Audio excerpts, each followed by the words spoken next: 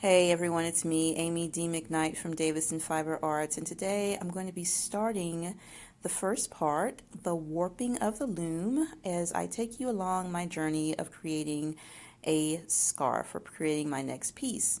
I'll be doing a lot of these weave-alongs, so yeah, hopefully this will be a benefit to you and help give you some insights into my creative process and gives you some ideas when you're doing yours.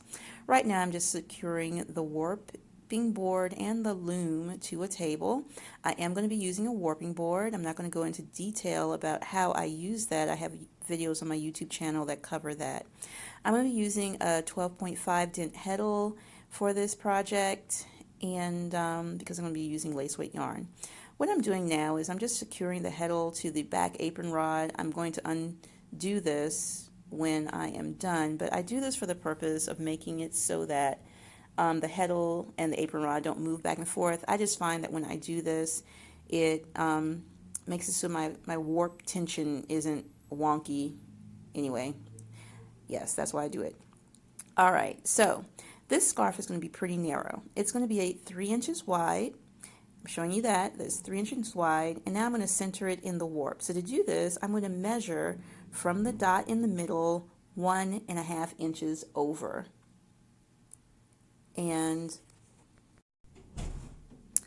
all right, so once I have figured out exactly where the one part is going to go, I'm going to use my little heddle hook just to pull that a piece of the wasted yarn through, and I'm just going to tie it, and I'm going to use that as a means of knowing where I need to stop. I go from left to right, or I guess I'll be going from top to bottom since we're looking at this way.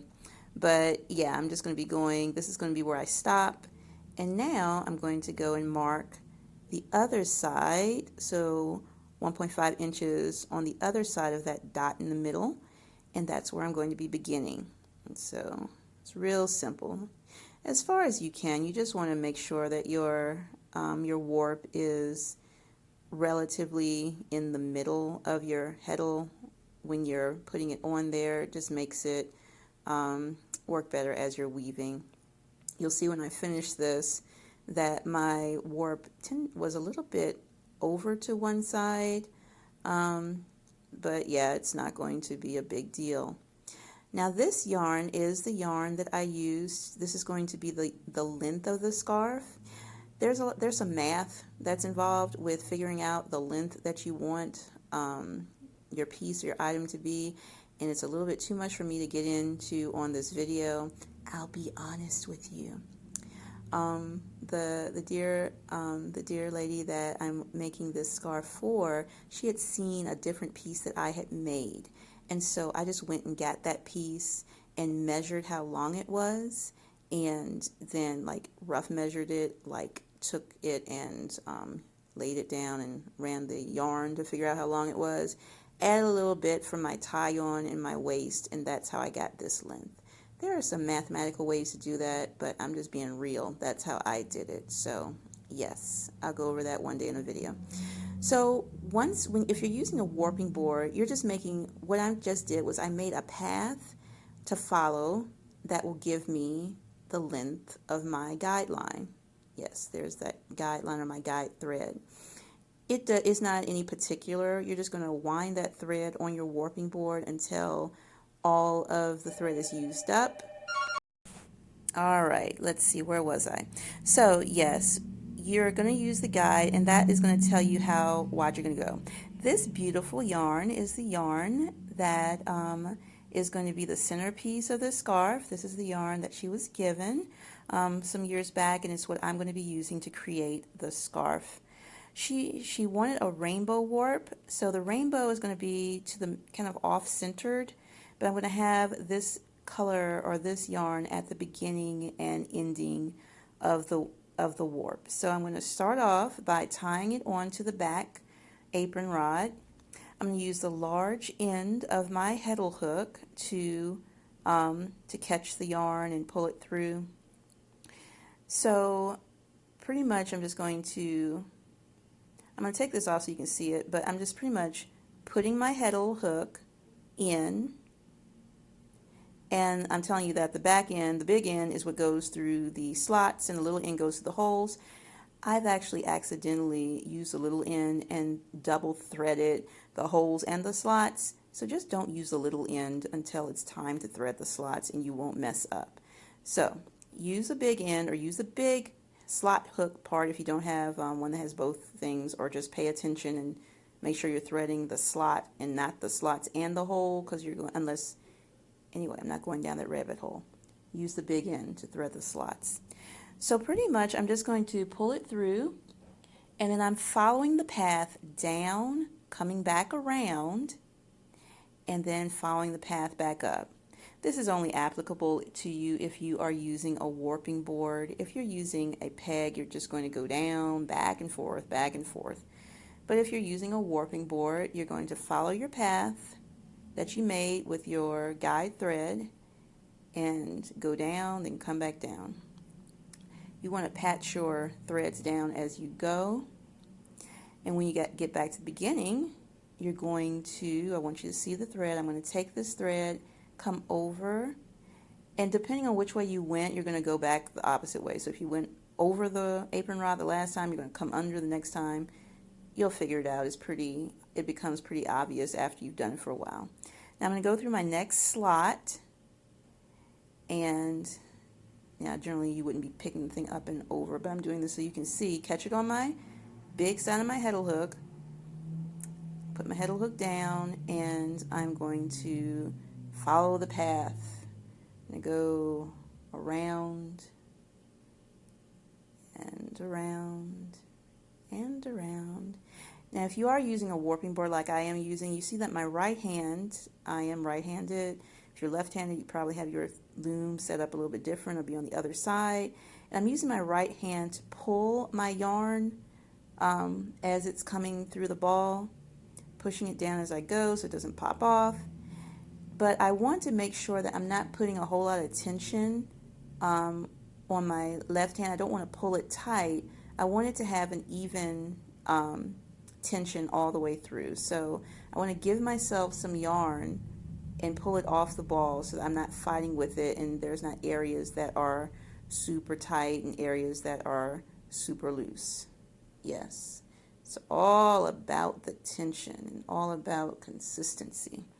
There are wonderful life lessons in this. So anyway, I am changing threads. I actually changed threads a little bit back. I'm going to speed up a little bit because, yeah, I want to be able to keep this short enough so I can post this on Instagram. And Instagram wants me to be under 15 minutes. So I am going to tie, and you'll see me doing this now and going forward. I'm pretty much going to be tying on different colors because I am doing a rainbow. I want to tie it as close to the back apron rod as I can so that I'm not having knots, going into my work. One, because that's going to be cut off, but two, this is going to be part of the fringe, so I don't want to waste yarn, and so I'll be stopping, a distance from the apron rod when I get done, and that will be part of my fringe. And so as you can see, I'm just using my blue and following my path to get to where I am. All right, where was I? Yes. So pretty much I'm going to be changing colors a lot, and I think in a hot minute I'm probably going to speed this up really fast just so that we can go through the process. It's going to be consistent. I'm going to, go get a different color, tie it onto the back. I think we had a total of 10 colors there we go. And now we're cooking with butter. So we got about 10 colors or so that I added. Normally, you're probably not going to be doing as many color changes, but if you are doing something with a lot of color changes, this is one way to do it. Now, these color changes are side by side. When I do color changes that are more spaced out, I don't necessarily use this method, but I will try going forward to document the process when I'm making things so that you all will be able to see and learn and be inspired. All right, so we're back at the other side, back again with the with our centerpiece yarn, and I am just going to be finishing up the area that is left, and then I will be done. It'll be time for me to tie off the warp. And so I've slowed it down a bit so that you can see it's the same thing. I'm pretty much just continuing what I did when I began warping. I'm going, over or under. I'm going to catch my thread. I'm going to follow the path, go around, come back up, using my right hand to give myself more yarn. I'm going to pull the yarn over, catch the thread, follow the path, and come right back. And you know what? When I first started weaving, actually, I kind of jumped in full with both feet, and I've kind of enjoyed myself, but I didn't always enjoy the warping process. That's something that's come with time. It's come with many, many, many, many warps. I would say that if I don't, if I'm not putting on a different warp every few days, I'm doing one at least, once a week or so. And so because of that, it's not that big deal anymore. I know a lot of new weavers, when they first start out, the warping process, just getting that loom dressed is the part that kind of can be, overwhelming. But I just say, just keep doing it. Make shorter projects. If you don't get to weave a lot, then this is going to sound weird coming from me, who puts like yards and yards of warp on my looms, generally speaking. But give yourself opportunities to get practice, because perfect practice makes perfect. Yes.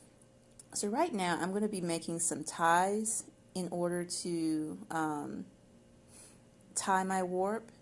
This is very important. If you do this on the warping board, you're going to tie your warp, but even if you're using a warping peg, tying your warp can make it possible for you to do the next step that you're going to see me do in this process in a different video, which is alright, so I'm just tying these off. And yeah, if you're going to be doing this, even if you don't have a warping board, if you're using a warping peg, if you tie your warp off, it'll make it possible so that you'll be able to wind on your warp without having a second person to help you, which can be helpful if you don't always have those, an extra willing set of hands to hold onto your warp while you wind it onto your loom.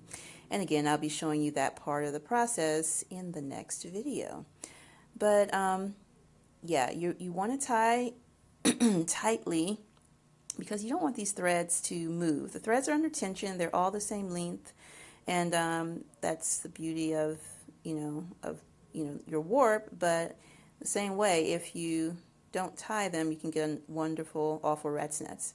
I forgot to take the guide peg, the guide line out, and I tied the guide line in my warp, and I don't want that. So what I'm doing now is I am just pulling that out so that it's not in my warp.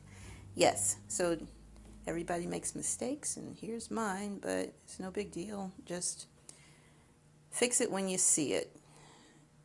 Yeah. So anyway, once I got that all pulled out, now I'm just going to chain off my warp.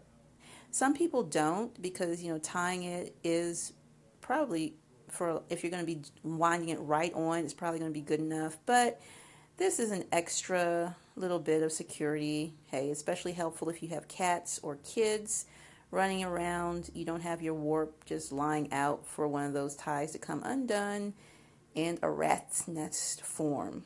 So that's it. I've just got it all chained. I'm going to tie it, and then I'm going to be done. Leave me a comment below. Let me know if this was helpful for you. And yeah, stay tuned. I'll be back with the next part. Bye.